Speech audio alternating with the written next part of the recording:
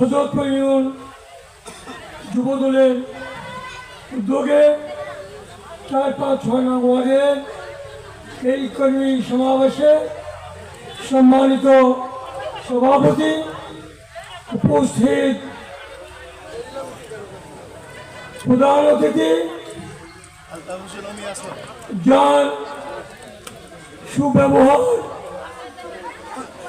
যার রীতিনীতি, আচার আচরণ, যার সাবলীল ভাষায় বক্তব্য আপনারা ইতিমধ্যে শুনেছে, সে হল আমাদের অত্যন্ত প্রিয়ভাজন, আমাদের রাজনৈতিক শিক্ষা গুরু, কেরানীগঞ্জের আধুনিক কেন্দ্রীয় উপকার আলহাজ আমানুর রহমানের সুযোগ্য সন্তান ইরফান ইবনে অমির, ব্যারিস্টার ইরফান অমির অত্যন্ত সাবলীল ভাষার বক্তব্যে আমি অত্যন্ত মুগ্ধ হয়েছি।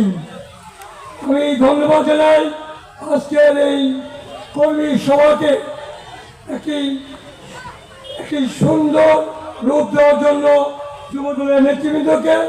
বিশেষ করে ধন্যবাদ জানাই আমার রাজনৈতিক সময়ে এই হযরতপুরে যখন আমি যুবদলের সভাপতি ছিলাম, বিএনপির সেক্রেটারি ছিলাম দীর্ঘ 14 বছর, পরবর্তীতে বিএনপির সভাপতি ছিলাম। আমার রেখে যাওয়া সেই সংগঠনগুলি আজকে যে এমনি একটা সমাবেশে রূপ নিয়েছে, আমি একটা গর্ববোধ করছি।